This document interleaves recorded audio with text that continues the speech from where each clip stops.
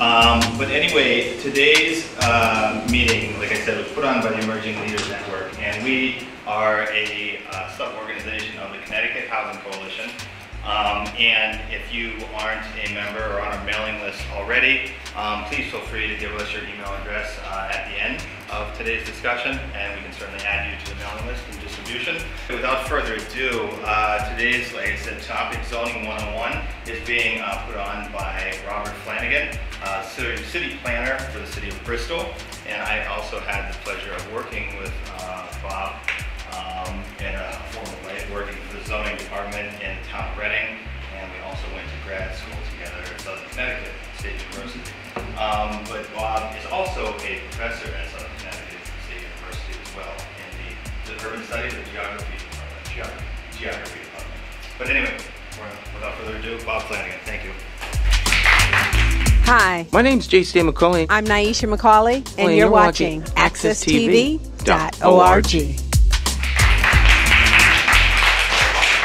Brock, thank you very much. When Brock reached out to me, he wanted to do just a basic zoning presentation. We have a resident expert in the back of the room. Mr. McCahill is the zoning officer for the town of Avon. I know John very well. So, John, if I make any mistakes, make sure that you call me out. I'll start calling you out. So anyways, as Brock said, I'm Robert Flanagan. I'm the city planner for the city of Bristol. It's a position I've held for almost 2 years now. Prior to that, I was the assistant city planner in Bristol for about 2.5 years. And then prior to that, I was the zoning officer and a myriad of other things in the town of Reading. And prior to that, I worked in the town of Coventry. So I've been in the field for about 11 years now. I was in the printing business for 23 years, same boss, same company. And about 10 or 12 years in, I knew it wasn't what I wanted to do forever. So I built a house, I had wetlands on it. You probably know the story, and I just started asking questions, and before I know it, I was finishing my undergrad. I went to grad school, lightning struck, I got a job. I retired after 23 years with the printing company and started this career. This is my second career. So I hope to retire doing this if they don't run me out of Bristol, but hopefully things are looking good so far. So thank you all for having me here today. I appreciate the fact that you want to know more about zoning, and I wanted to just offer to you also, if any of you want to reach out to me offline afterwards, you can do that. I'd also like to come back at some point in the future and maybe give you a planning 101. But planning and zoning, as we all know in our lexicon that we use on a regular basis, they kind of go interchangeably, but they're very different things. But first of all, just to give you an idea of what I do at City Hall in Bristol, these are all of my boards and commissions here. Inland Wetlands Commission, the Historic District Commission, the Planning Commission, Zoning Board of Appeals, and the Zoning Commission I'm also in charge of. I provide staff services to those boards. And our Zoning Commission also acts as our Aquifer Protection Agency, and our Wetlands Commission acts as our Conservation Commission. Just a show of hands, and maybe John will leave your hand down, and Sharon also. Has anyone appeared in front of a Planning and Zoning Commission in the past? Okay, good. So it's not that intimidating a process. It is a process that's driven by statute. And with most things in Connecticut, the power for the locals comes from the state. So the state passes a statute, passes that power down to the local folks in the municipality, and then we have boards and commissions that are creatures of statute. So that's me. So as I started saying, making the case for zoning is very much making a case for planning. Buildings just don't, my pointer's not working for whatever reason. Buildings just don't end up on a site because, gosh, it would be nice to put them there. Maybe in the past, ancient past they were. But generally speaking, whenever you're looking at a plan or when buildings are going to go on a site, and it might be even a virgin site or a site that's going to be redeveloped, there's a site plan somewhere that is triggering this development. So although we might not build the community center this year, we're going to have it on a site plan that's going to show us exactly where it's going to go in relation to all the other buildings. So if I can leave you with anything today, I want you to understand how important planning is to zoning. We really want to plan this site out. We want to make sure that it functions correctly and that all the uses that will eventually go in here, whoop, that is a really sensitive board. With all the uses that are going to go in here, that they all fit and work with each other once we have a total build out. Key to a lot of our planning and zoning discussions is parking. Is there enough parking? Everybody wants to drive their cars. We are trying to look at unique ways to slay the parking dragon in the future. Less parking is actually better, and we try to encourage folks to carpool to sites and whatnot. So just again, understand that zoning really should be tied into some kind of master plan or a master site plan.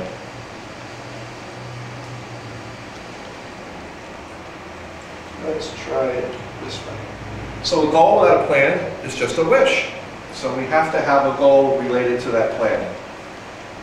And I think that my clicker is not going to work for me.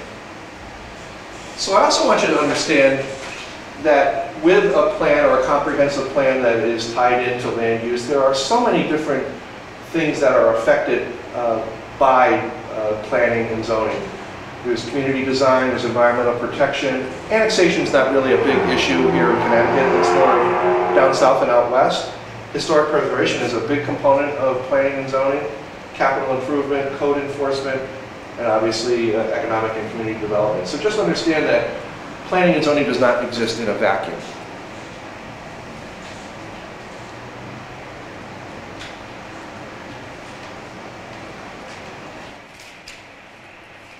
So in 1916, New York City was the first city to enact the first comprehensive zoning resolution.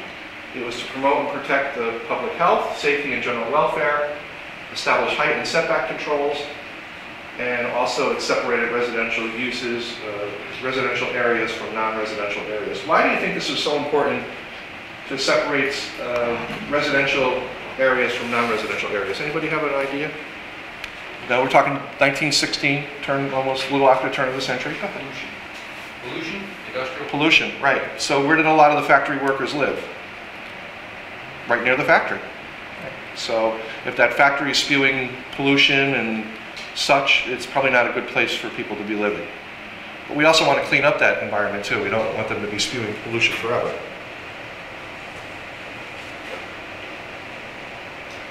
So in 1913, the Commission on Heights and Buildings recommended that height area use should be regulated in the interest of public health and safety, and the regulations should be adapted so that they vary on the needs of the different districts or the different zones. It was a radical innovation, and this was 1913. There was a feeling that a lot of the tall buildings being built around this time were casting too many shadows, and it was affecting the quality of life of people living in the city. So the state legislature accepted the proposal, and the city charter was amended, and the New York zoning ordinance of 1916 was born, and it separated incompatible uses. So now we have a working law, and when you have a law that's working, invariably it attracts the notice of attorneys. And I'm not trying to cast any aspersions on any family members or any attorneys that might be in the room. So in order for a law to pass muster, well, we got to take it to court. There's got to be a court case somewhere that's going to say that we're going to challenge this law because we don't think it's right. As a business owner, you're requiring me to do too much. There's too many regulations. I'm bringing this to court. So in the 1926 case in Euclid, Ohio, it was a Supreme Court case that declared that zoning was in fact constitutional. So we went from 1916 to 1926 until we had this watershed case. Again, it was in the United States Supreme Court. And you may hear folks refer to zoning as Euclidean zoning, and that's where the term comes from. It was Euclid, Ohio, and it basically separated the city of Euclid into different districts, and it was found to be constitutional. In Connecticut, maybe a good way to remember this is you reverse planning and zoning. Zoning is chapter 124 of the Connecticut General Statutes, and planning is 126. They are separate statutes, stand by themselves, but there was a lot of references back to each one. So zoning and planning. Section 8-1 of the Connecticut General Statutes hands the power down from the state to the local folks And it says, any municipality may, by a vote of its legislative body, adopt the provisions of this chapter and exercise through a zoning commission the powers granted hereunder. Does anyone know, just pick a town, Brock, in your town, is there separate planning and zoning commissions? Yes, There is. Does anyone know they have that in their towns, do they know, or do they have separate shit?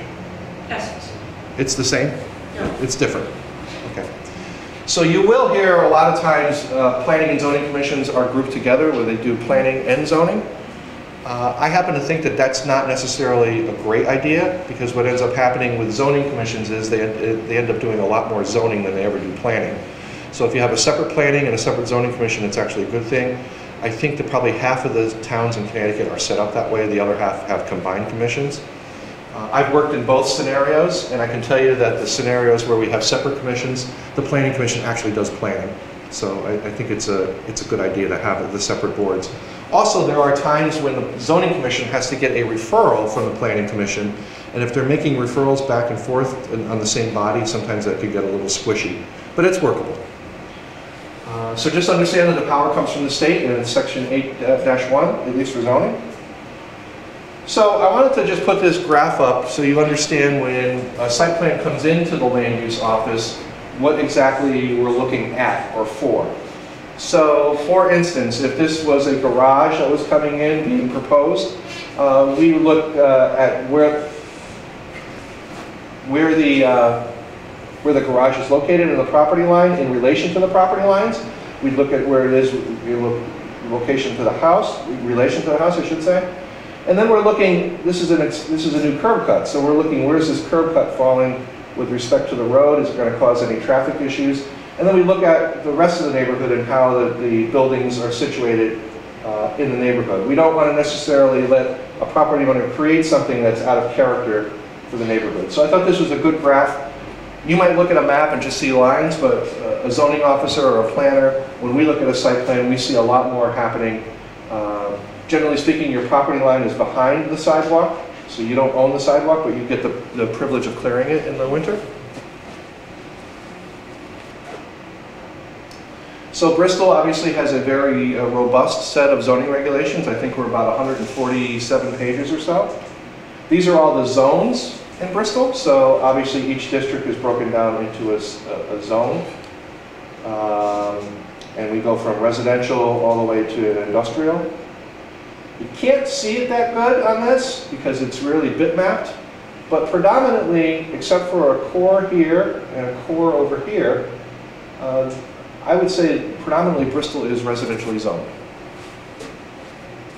The purple down here is where ESPN is located, just for reference. So, can anybody tell me what a variance is without looking on the sheet? Let's go. Whether it's use or whatever, it's an approved something that is not outside of what you're allowed to do per the regulations. You ask for that, hopefully. Okay, and who would that body be? Well, it would be, like you said, either planning and zoning, or I guess zoning would be the one that's separate. Okay, so it would be the Zoning Board of Appeals. Right. It's a separate body that stands and reviews variances. In fact, at 3 o'clock at City Hall, I have 2 new commissioners that are starting, and I have to give them a ZBA 101. So I'm brushing up on my ZBA 101. So a variance is granted from the Zoning Board of Appeals. And it is, and you were right on the mark there, it's a departure from the requirements of the ordinance in relation to such matters as lot width, lot area, setback, and the like. It recognizes that all property is created, not all property is created alike. It allows unique circumstances to be considered by a zoning board of appeals. That's what it should say, not planning commission. So for instance, the best way I describe this to my students is, if you have a house, a neighborhood of 12 houses, and 11 of those houses have sheds. There's one house left, it's yours, and your backyard drops off precipitously, and you don't really have a backyard. And you really have no other place to put your shed except the side yard. You could potentially go to the zoning board of appeals, fill out an application, and make the case that you want to be just like your neighbors. They have a shed, your yard drops off precipitously, you can't have that shed in the backyard, so you want to have it in the side yard. Generally speaking, variances are topographic in nature. There has to be some kind of unique characteristic or feature of the land that allows you to have that variance. Variances cannot be financial, and they cannot be personal in nature. So, because my grandmother is not feeling well, and we want her to come and live with us, we can't get a variance of the side yard setbacks for an addition we want to build, because it's not unique to the property, it would be unique to the person. And when we move out 50 years from now, that variance runs with the land. Does anyone know when I say runs with the land, what I'm talking about? Okay. So if a variance is granted for a piece of property by the Zoning Board of Appeals, there's a form that's called an 8-3D, and it basically memorializes the variance. That piece of paper is then taken to City Hall and recorded on the land records. So that 50 years from now, if someone's doing a title search on your property, they can see that you were granted a variance for a shed back in 2018. So the variance runs with the land. It's not, just like property changes hands all the time, the variance would run with the land, and us as consumers, we just cycle in and out of that ownership process. So if that shed was gone by the time you bought this house, was that variance existed up until you could build a shed? You could put a shed back on the property as long as you matched what was there for that shed. But for instance, if you have a shed and you've gotten a side yard relief of 3 feet, that doesn't give you the permission to build a garage. That variance is just for the shed. How are we doing so far, John? Good. Okay, so what is, and I tried to think of some of the terms that come up a lot, and for those who aren't acquainted with zoning, what is spot zoning? Does anybody have can venture a guess at that? Go ahead. It would be kind of a layman's term, I guess, but again, it's sort of like a variance from what the zoning is, that you do it on a case-by-case basis. And it's, instead of having one particular set of rules to guide a particular area, you'll let that area be presented upon the use that they want, and then decided by some legislative body or Okay. sort of. So yeah, you kind of in a roundabout way, you summed it up, but we really take a dim view of spot zoning. It really has a negative connotation, and it was really a term that was done by a judge. Now, spot doesn't mean all these different spots. You're right, it does take a piece of property, but in this context, the judge or judges would say that spot zoning is the unjustifiable singling out of a piece of property for preferential treatment. Generally speaking, it's not a good thing, and the commission has the widest bit of latitude possible on zone change applications, but they, if they do something like spot zoning and they can't support the decision, they're probably more than likely going to get appealed on that. So spot zoning, for instance, if you had a residential zone, a low-density residential zone all around here, and someone came in and said, I want to make this commercial, and I want to put in a Dunkin' Donuts in the middle of a residential neighborhood, that would be spot zoning. So just understand, spot zoning has a negative connotation to it, but it's not a formal term. It's just something some judge dreamed up one day and said that it's not. You wouldn't call it spot zoning unless you were getting called out on it? Is that the kind of thing like, you would just call it zoning, but if you had to, if somebody was suing you, it's suddenly called spot zoning? They could probably put that in a complaint and throw it up on the wall and see if it sticks. Okay. And you might have people get up at the public hearing also and start getting that into the record. This is spot zoning. And generally speaking, if you see it, you know it. So if you had, in a residential area, you had something that was grandfathered in. Okay. So maybe a multifamily is in a single-family neighborhood. Happens a lot. Is that? That is not spot zoning. That's a continuation of a nonconformity. I'm going to get to that in a second. Okay, so we talked about variances, we talked about spot zoning. What is conservation zoning or cluster zoning? Anybody have an idea? Brock, you look like you might have an idea. Actually, I'm trying to think, I was like scanning through what the definition is, and I can't think off the top of my head. Let me help you. So, it's not an old concept. But what we like to see as far as planning is concerned is if we can group up areas of development and have more green space, that's essentially what cluster zoning is. So most of your planned developments will have buildings clustered in a certain fashion. And it's just smart planning. It basically helps you achieve more green space on your property.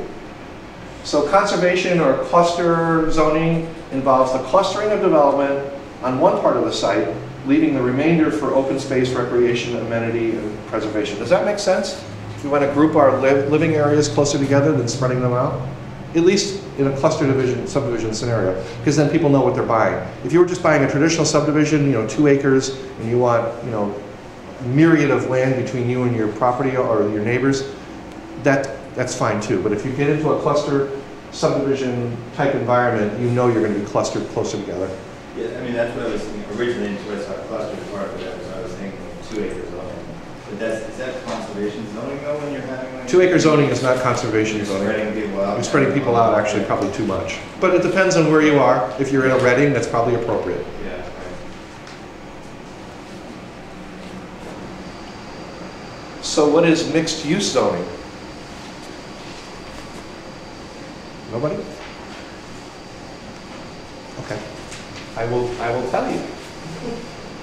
Mixed-use zoning allows a commercial, this is just an example, 2 or more additional uses on a parcel fits the classic definition of mixed-use zoning. For example, allowing a use on the first floor and having apartments on the second floor of a building would be an example of mixed-use zoning. Everybody get that? Now, why would businesses want people living above them? Ready-made clientele, right? And when the property owner is home at night, relaxing, having a cold beverage, his tenants are above, kind of keeping an eye on the property in many respects. So in this modern day planning environment, it's funny how some things just come around again. Back in the 20s and the 30s and the 40s, we had our classic downtowns, everything was walkable. And then we got away from that. We started having large lot subdivisions and spreading out our infrastructure. But now everything's come full circle. Now we're back, we're trying to create these mixed-use environments again, have a street be walkable, have it be safe, and have it be usable by all members of the community is a good thing. So that's essentially mixed use is combining 2 zones. And traditional Euclidean zoning, there's the Euclid, had a separation of spaces, a separation of uses. They wanted uses to be very separate and distinct. So I think our classic case of mixed-use zoning locally is Blueback Square. Took 2 or 3 old car dealerships that weren't really contributing much to the town, redeveloped that whole area, and you have shops on the bottom and living spaces above, along with a couple of parking garages. When was the last time you were at Blueback? Yeah. It looks great, yeah. I was there Sunday night. What are non-conformities? We kind of touched on that earlier. Okay, I'm going to tell you. There are 3 different kinds, at least that I can think of. There's non-conforming uses, non-conforming structures, and non-conforming lots. And I'll go through this very briefly.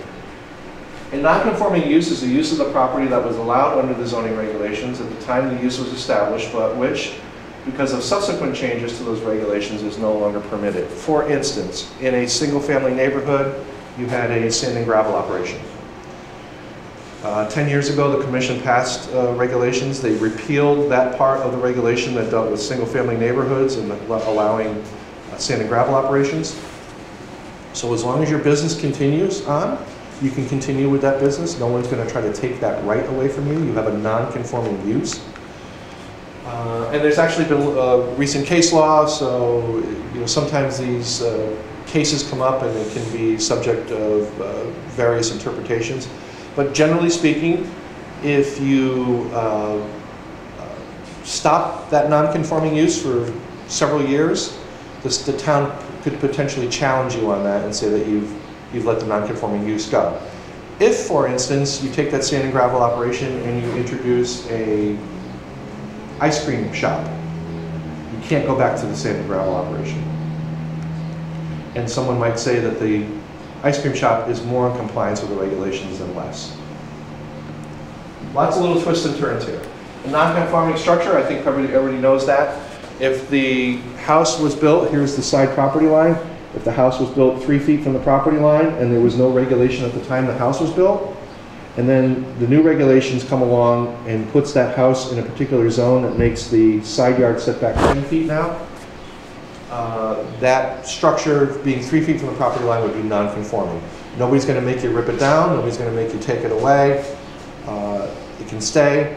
Even if there's a fire, you can rebuild it. You just can't increase the non-conformity anymore. You can't make it any closer to the side yard.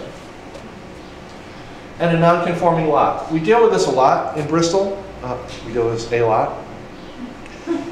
Thank you for laughing. We deal with this a lot in Bristol because there are times when houses either get taken for blight by the city, or they just get knocked down for fire, or they're just falling into disrepair. If this lot, and we have a master book in our safe, and there's a date, it's in the 60s. If that lot existed prior to that date, it's what we call a lot of record. So if you have a lot that's too small for zoning right now, we will not take that lot away from you. All we ask that you do is, so for instance, you don't have enough frontage. All we ask that you do is that whatever you build on there has to meet current zoning. So we can't make you make the lot any bigger, we can't make you make it any smaller, but a lot of record will be, you can build on it, you just need to meet current zoning. And I would also say, not to confuse you too much, that if you had a small non-conforming lot that was a lot of record, and if for some reason you needed a modest variance of 2 or 3 feet to put a house on it, you probably have a really good case in front of the Zoning Board of Appeals because the lot pre-existed zoning. Before we get to questions, I wanted to just show you a application. Oh, this is so cool. Now I made it too small so you can't see it. So, part of my presentation today is also, I wanted to talk about a project that we worked on with Chrysalis. And Sharon is here today from Chrysalis. And let me show you this. So that's our application. So this is an application for a site plan for 419 West Street. And essentially what this building was a former shelter. And the state of Connecticut got together with the city and we found Chrysalis. Chrysalis has secured the funding and they're going to be actually rehabbing this building. I believe there was 12 units of shelter housing in there. And Chrysalis is going to go to 9 units. You're investing over $1 million in that property, correct? They're investing $2.7 million in this property, and they're going to have 9 units of supportive housing for veterans. So this is the standard application that Sharon would fill out for Chrysalis. This is Sharon's second application because they had to add an elevator. So I'll just walk you through this. Oh, this is so cool. I got to get one of these in Southern. So on our application forms, we obviously all the commissioners are seeing this, they're familiar with the neighborhood, but we give a location map just to show where the building is in relation to other properties. We have a pretty exhaustive, I'm getting in trouble here, Brock.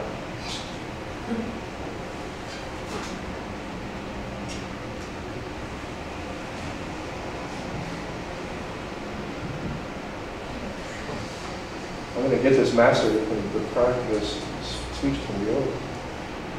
So what we do here also is when we get an application in, we refer the application to our site plan committee. Our site plan committee is made up of internal staff, engineering, public works, building, zoning, enforcement, myself, the city planner, police, fire. And when applications come in, we review them. So we hand this off to a committee. We usually give them a week to give comments back to us. So Sharon and her group had sent this application in, and this is essentially our review. The building department's talking about the elevator. Fire department, also fire marshal needs some sign-offs. I had some questions about the curbing. So understand that there's a site plan process that goes through, that the building goes through. And this is where the building was located. I want you just to see this site plan.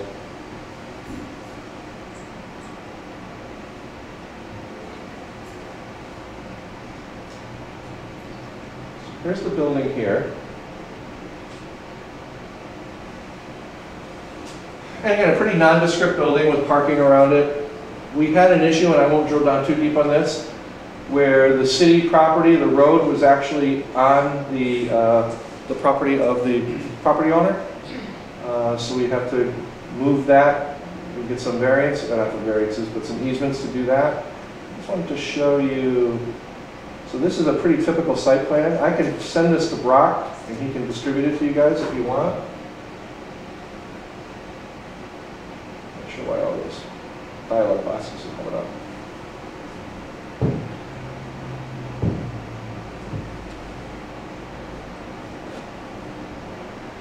Okay.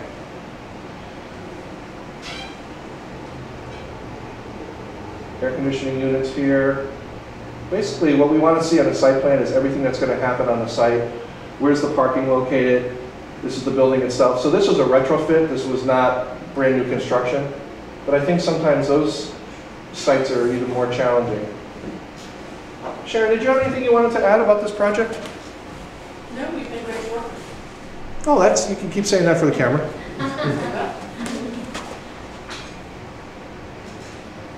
So that's essentially it. We were very proud of this project because this building had languished for a while and we didn't know what was really going to happen to it.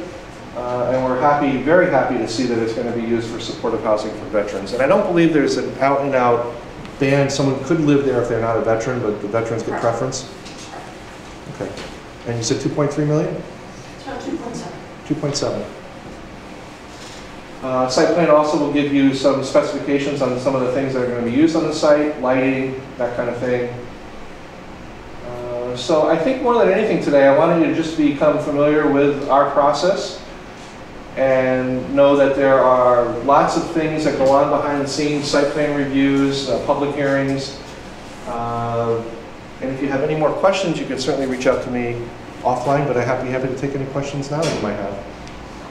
So you talked about the zoning board of appeals, how they really are the final say on whether to grant a variance or not. Right. I've seen situations where we work with the town to get administrative approvals that where things were not completely conforming with zoning, but they could sign off on it. Yeah. And so I was wondering if you could talk a little bit about the different roles that you play as a staff person and how much administrative responsibility you have in terms of being able to approve changes within non-conforming issues versus when that really goes into public hearing and then what that zoning board is held to in making those decisions. It's a great question, and it's a balance that I try to strike all the time.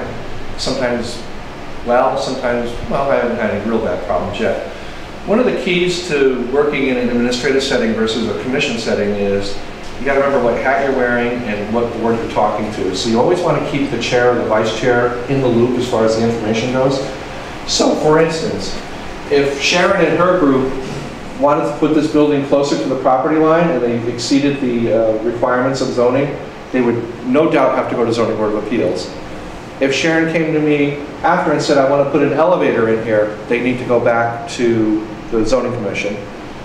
But if Sharon said to me, I want to eliminate a couple plants here, and I want to get one of these air conditioning units and I'll put it over here, that's something I can approve administratively. So it's the minutia that I can approve administratively, not the big stuff. Does that make any sense? It's like the health and safety function stuff that needs to go through the commission, but the design detail. Yes. Is not what I'm saying. Okay. Absolutely. And with all these plans also, I'm trying to find the lighting plan. This is the landscape plan. Things are jumping around here too much. But we also want to make sure the lighting doesn't bleed off the site, for instance. You know, with the current LEDs or modern LEDs, there's no reason for that to happen. We had an issue come up recently with a local attorney, and one of his family members was having problems with light. So it was like a perfect storm. You know, we have a land use attorney who's in our office all the time, and one of his family members is affected by a bad lighting situation. And it was just like, it just like took on a life of its own. So that's more stories. So, in that kind of thing where you think you can admin review it, right, and you say, like, we can't change the lights, for example, and then they get upset, do they appeal your admin review to commission, or how would that work? Great question. Okay, so as city planner, I can have all the opinions I want all day long. My decisions are not appealable. Mr. McCahill, as the zoning officer who works in Avon, if he issues an opinion, his decisions are appealable because he's the zoning officer. So if you give an admin ruling, like, you can remove those plans and that's fine, obviously, but like maybe the opposite, you say you have to put these plans and Sharon doesn't want to put the plans, what does she have for the ability she can then go back to the commission and ask them to review my decision. Gotcha. But a lot of times, like Sharon and I will work very closely together, and we'll come to some kind of agreement where she wouldn't have to do that. If she felt very strongly about it, she couldn't go to the commission. But I make a lot of judgment calls, but I also don't like to stick my neck out too far, so I make sure my chair people are always apprised of what I'm doing as I take the baby steps towards a decision. But that's a very important point, is that as city planner, I can have all the opinions I want, but they're not appealable. Where if John utters something, somebody's walking in the office with an appeal. Maybe. Is subdivision within zoning, or is that its own? That's planning. That's on the plan? That would be a planning function, yep. Does everyone know what subdivision is? It's a piece of property and you divide it up into building lots. That would be our next step. Then, in my line of work, we do a lot of municipal searches, we call them. So we're doing title searches, and then on residential throughout most of the state, it's getting more and more and more common throughout the entire state is to do these municipal searches. So we're checking for building permits in the building department, inlands, wetlands for any issues, health, fire, and great idea. Zoning we check too. Planning and zoning we call it, combined. But it's it's always interesting what you find. I mean, all 169 little fiefdoms do things differently, which makes it really difficult, to always have a set idea of what you're looking for. And this is sort of outside of your presentation bit, but when zoning departments issue like zoning certificates of compliance, like some do, some don't. Do you have any insight into why?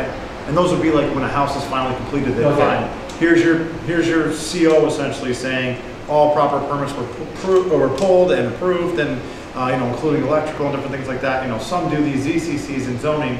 Most keep it in the building department. I just don't know what the rhyme or reason is or differences. A certificate of zoning compliance is issued generally by the zoning officer, and that would say that you've given me a permit initially to build this house. At the end of the process, I'm looking at everything you've done. I'm going out, I'm verifying where the building was built. It's built where you said it was going to be built. You've adhered to all the terms and conditions of the permit, so now I'm going to sign off and say, you're done, you've complied with the permit, now you have a certificate of zoning compliance, which will allow you to eventually get a certificate of occupancy. I know there are some towns that don't like to issue those letters. I had and if the CO is in the file, it speaks for itself. Well, sometimes we'll want to do COs individually for each permit, and not like one final CO covering the whole project, which makes it more difficult to figure out too. Well, it depends on the project, but a single family house, you're going to get one CO. But I had an attorney tell me many years ago that as a zoning officer, the more letters you write, the more chance you have of getting sued. So, and I also had a former boss of mine, when someone would come in and ask if something was non-conforming, he would hand the person the street file, he'd hand them the regulations and say, it's up to you to figure it out. So there are, and I can tell you that those letters really become, like for instance, mortgage company, for instance, they want to know that there's no violations. It's kind of like this catch-all letter that they want. And it takes some time for the staff to do that investigation and that research, because they're not just going to sign a letter just based on like a 5-minute review of a file. Well, it's funny, I've seen a bunch of those letters where there's a big exclusion for, oh, by the way, we never actually went to the property to look at it. So take it for whatever that's worth. Yeah. They can be problematic, and they can be major time excursions that you just didn't plan for. When you have 5 other people standing at the counter waiting for you to sign something, and you got to go do all this research. If I could just put you on the spot, Mr. McCahill, what is your procedure in the Avon as far as when someone wants a certificate of zoning compliance letter? We would do a letter, but it would have that caveat that you're talking about, that it can only be based on our research of the records, and it may be things that have occurred that we're not aware of. So that doesn't do It's a almost whole. whatever, and the use is whatever. Right. I mean, you think about like a commercial piece of property, unless I go out there and count every parking spot on that property at the given day that I'm issuing that letter, it may be valid, it may be valid or may be invalid, depending on what happens. Or somebody could drop a shed on a piece of property that I'm not aware of, we're talking zoning compliance part of it. I mean, so it's difficult to render those kinds of letters. And actually, our zoning compliance process is actually embedded in the building permit process. I sign off on building permits for zoning compliance versus issuing a separate letter. Some towns do exactly what you say, and they issue a letter that goes along with that building permit. So every town, I think, really handles it differently, and it's probably just a matter of how it sort of began and how it evolved over time. Really has dictated how those different towns handle it. So out of 169 towns, 167 have zoning. There are 2 towns that don't have zoning. It's Bethlehem and up in the northeast corner somewhere. I don't remember the name of the town. So only, and you made a very good observation that zoning is unique to each town. They all have their own regulations. There are certain patterns or certain models that they will follow, but generally speaking, they're all different. Versus inland wetlands. Inland wetlands is another creature of statute, but the Department of Environmental Protection and Energy and Environmental Protection thought it was so important to have continuity throughout the inland wetlands process that they authored a set of model regulations, and then each town then adopts that model language. So if you look at wetlands, and it's a science, and they have a model set of regulations to zoning, which I refer to as kind of an art, and they just kind of have a unique situation for each town. It's really kind of fascinating.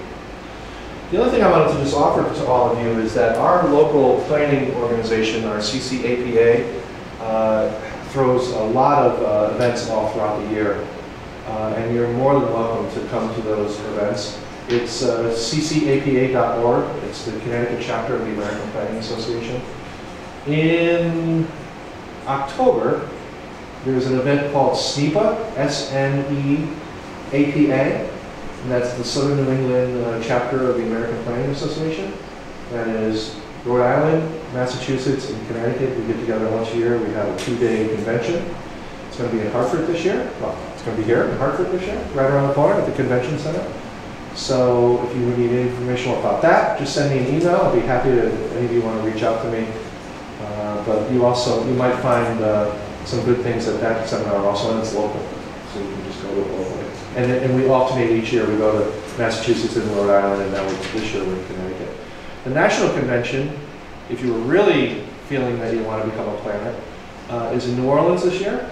And it's at the end of April. I am not going this year. But when we went to New York last year, I think we had 6,000 planners from around the United States. So, and there's only certain cities that can take a big group like that. If we went into like Pittsburgh or Milwaukee, we tend to overwhelm their share of hotel rooms. So the New Yorks and the Los Angeleses and the San Franciscos are the bigger venues that we can go into. So just know that you're just scratching the surface here with me. If you have any other questions, I'd be happy to try. Go ahead. Could you take us through the process? So a developer comes in and they want to put something on a thing. Like, what are the steps? It starts with you just to have a conversation, and then what are the next steps? Great question. So, actually, Sharon came into the office, had to get a local attorney. I think I introduced you to your attorney. Well, I did, but you already knew each other, but over the phone. So someone will come in with a project. They'll say, this is the property that we're looking for. This is the kind of use that we're envisioning. What do you think? And then we just start going through the process. Generally speaking, in Bristol, we have a lot of older site plans, so someone can at least come up with a site plan that shows us what happened on the site before. And then we just start talking through some of the things that we would be looking for. So for instance, I think more than anything, we want to make sure that everybody using the site is going to be safe. So we want to make sure that we have enough parking. We want to talk about lighting. Is this whole parking lot going to be reclaimed? It's in pretty rough shape now. Sharon is going to repave this whole parking lot. There was a retaining wall back here that was in disrepair. They're going to rebuild this entire retaining wall. So essentially, we're just looking at the site with my assistant and I, or whoever they want to have in the room. We can have PD, we can have fire, and we're just looking how the site interacts with the neighborhood. That's a preliminary meeting. Then they would meet with their architect and their engineer. They would start putting together the plans. Then we'd probably have another preliminary meeting just to look at, you know, their rough concepts. And if we felt that they're on their way to having an application, then they would fill out the application, bring the forms and everything to our office with the fee. If there's a public hearing involved, which generally there is, then the application is accepted at one meeting, and then it's the public hearing is scheduled for the next meeting. So we would receive an application in February, schedule for public hearing in March. When the application goes for public hearing, we have the applicant post signs on the property, 2x2 signs that let everybody that drives by know that there's going to be an application in front of the zoning commission. And then we put legal notices in the newspaper. We charge $310 for our application fee. 60 of that goes to the state of Connecticut. It costs us about $250 to put all the legal notices in the newspaper. This is not a money-making operation. We're just trying to break even and defray the cost. I always say that I don't want an application, I don't want other taxpayers to be paying on these applications. It should stand on its own weight. So then the commission will run 2 public hearing notices. The commission will have the public hearing. If it's not that complex, they will generally close the same night and potentially make a decision that same evening. And then we have to put a notice in the newspaper after the decision to let everybody know what the commission did. So there's 3 public notices that have to appear in the paper, and that runs us usually about $225. Let me give you a little inside baseball. 65, 35, 65. A commission has 65 days to open a public hearing on an application, 35 days to close it, and 65 days to make a decision. 65, 35, 65. And then there's a bundle of 65 days out there that the applicant can apply anywhere that they want during the process. So generally speaking, if your board meets once a month and you schedule a public hearing in January for March, you're going to get to that March meeting, and invariably you're at probably day 63. And then if you need to go beyond that, then the applicant, I'm pointing at chair, the applicant then needs to grant an extension. The applicant can say, no, I think that you have enough information, close your hearing and make my decision. They can do that too. There's so many things we can talk about. Are there properties that cities are usually interested in having someone develop? Yes. Like, and how would you go about finding, I mean, is it about talking to the So your economic development coordinator could help with that, and also your development authority. Now, we have a development authority in our city, and that's where our economic development committee works out of. So we have a director and he has staff. So you just reach out to the economic development director. And depending upon what use it is, they can point you in the right direction. I think Harper's doing that with the area of Douglas living right now. So that all around, if they want that developed, they have somebody who can work out so that they can sort out the local. So I have a question about the broader picture of Chapter 124, which sets the parameters for the state for each town to adopt zoning regulations. Yeah. Is there any more framework that chapter, like the statutes within that, provide? And the reason I'm asking is I'm thinking back to a couple years ago, I know Massachusetts was making a big push for zoning reform statewide to try and deal with some of the housing issues in the state. And so what does that statute really say? Like, I mean, is it just saying you may go create a zoning board, or are there more regulations that the state has some influence over that impact municipalities? There are more regulations intertwined within that statute that compels the town or the city, once they create a commission, to do certain things. Yeah. So, and I know the push for housing was in Massachusetts. I wasn't totally familiar with that, but I remember when it was kind of happening. Yeah. Obviously, you know, In Connecticut, we have some issues with affordable housing, obviously. It's not spread out evenly among regions or towns in the state. I'm very proud of the fact that Bristol has almost 14% of affordable housing, so we're not subject to 8-30G. And we have entry levels at all points of the housing market, whether you want to rent or if you want to have a $500,000 McMansion. I'm very, very proud of where I work and the work that's been done there. And this veterans, supportive housing for veterans is a classic example of the city, the state, and a private group working together to make this come to fruition. You know what would be great? When Sharon has the ribbon cutting, they all come for the ribbon cutting. I don't even want to be in the picture. That's just going to give me satisfaction that the ribbon's being cut. So maybe we can make that happen. Hope so. Any questions? Someone in my office asked about overlap or overlapping use. Overlay? Overlay. Yeah, and so I was compelled to ask.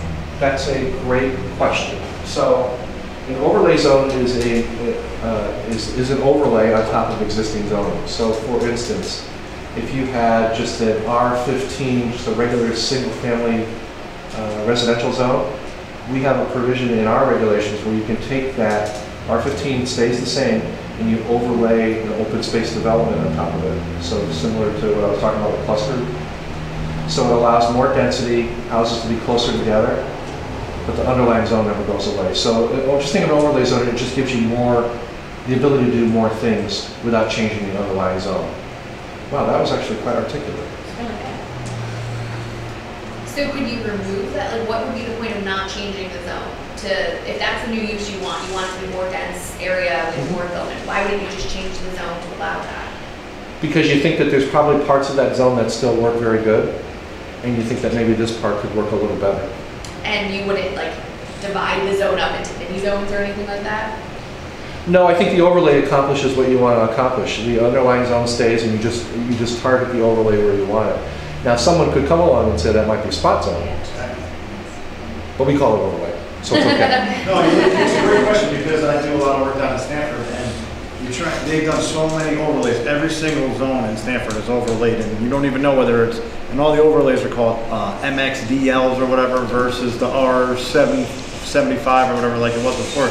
And just to your point, you're trying to figure out what zone even is it in. It's hard to figure out because of all the overlays, but at the end of the day, it gives them the flexibility to put whatever they want in there. So you've got a neighborhood, and then they all of a sudden want to build up the downtown and make it more restaurants and put it in an apartment building that's 10 stories high, but it's in a zone where it was only single family or limited to 1-2 stories. If they overlaid it by this village district or something like that, that allows them on a case-by-case basis to say, fine, boom, you can put a 10-story apartment. But it's still case by case, like it's not like a broad. I think, Robert will know better than me. I think you still have to go in and get it all approved. It's not just saying these are all permitted. It might be, they have special uses, so they're uses that are not permitted as of right that you have to get approvals for. I think most of them do that. Right. So it's not a variance, so there's a process for it. It's a special permit process. Right. So we'll let you do that zone, we'll let you do that use in that zone, but we want to see how you're going to build in any special protections that might be needed. What I wanted to just... Permits I'm sorry, administrative, or are they can't hear you. Are special permits administrative, or would that have to go through? It goes through the commission and it requires a public hearing. Are all those codes the same in every municipality? All the codes stay with all the municipalities. different. No, each town is different. So what I wanted to show you is, and I'm glad I remembered it. We don't have this here. So each commission will generate minutes. You know what minutes are? Minutes are basically the happenings of the meeting. They're not a word-for-word listing of the meeting. They're just a summary. And these are the minutes. Sharon came to us twice. And so in the zone that Sharon came in, it's an R15 zone, but it has a BT overlay. So the overlay is what we refer to as the downtown neighborhood transition zone. We felt that the structures in this part of the city had a lot of characteristics that blended it towards the center of the city better, and that we felt we could do an even better job of having more uses in this area that would blend itself with more of the inner city, inner urban core. So Sharon's project just happened to fall within this zone, in this downtown neighborhood transition zone, and we allow in that zone as a permitted as a matter of right. Permitted as a matter of right means that you don't need any approval. Well, you need to at least get the zoning officer to say yes, go ahead and build it, but you don't need to appear in front of the board or commission. So in this BT overlay, 2-family dwellings existing were allowed, new construction for 2 families. You can convert or enlarge a single family to a 2-family with certain provisions, and 3 families and new construction are also allowed. What Sharon came in under was a special permit, which is here, for a mixed-use development containing dwelling units or 1 or more permitted non-residential uses. Is that what you came in under? No, you came in under unified residential, I apologize. So we have a provision, a special permit provision in this overlay for a unified residential development containing efficiency units, 1 bedrooms, 2 bedrooms, and any combination thereof. So in the unified residential development, I'm going to master this when I leave here. In this first scenario, we would allow Sharon, as long as she has enough land, she could do 22 dwelling units. And I believe, if I remember correctly, you had enough land for 12, and you were going to do 9. So these overlays don't apply to the entire R15. They just apply to this particular part of the city where we felt that increased density the city could benefit from increased density. So we applied this overlay in certain areas.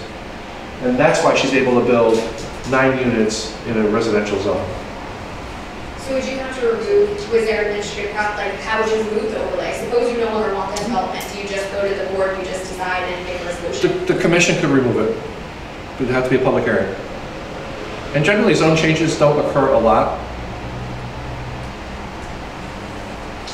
So I just want you to understand, I guess if you have a takeaway from this particular part of the discussion, is that we've tried to show some flexibility with housing in our regulations that allows for increased density where it's appropriate.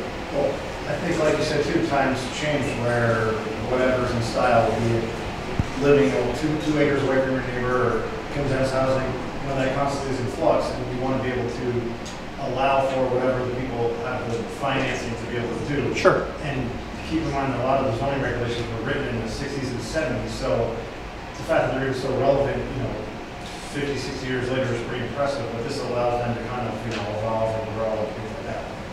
It allows them some flexibility. Yeah. I just had a developer come in the other day, and he's doing 46 standalone units. Well, there's like 3 or 4 duplexes mixed in, but the rest of them were standalone. And he's finished phase 1. He's coming in to give me a bond for phase 2 so he can start building phase 2. It's in kind of a rural part of the city. And he said to me that he was, I won't mention any names, that he's potentially considering doing away with the duplexes because the single family units are selling so well. So this is a PUD, it's one piece of property, but he's got 46 units and the duplexes just aren't selling. So he's responding to the market. Now, he could build what he was approved for or he could build less, but he can't build any more. And probably what he'll do is he'll show us a site plan where he takes those duplexes and just takes the 1 unit and just centers it up where the duplex was. We won't require him to do too much. I might not even put him back in front of the commission to do that. So, housing is hot in Bristol, I can tell you. We're building, believe it or not, there's new condominiums being built. Not a lot of them. These PUDs seem to be very popular, the standalone units on one big piece of property. The fit and finish of those is just absolutely incredible. And then just lots of little projects going on, but all told, they have a big effect on the city. Anybody else? Did I earn my money today? I think so. And this was really, I really enjoyed this. I'd love to come back and maybe do a planning one-on-one for you. Or... Yeah. No, thank you very much, Bob.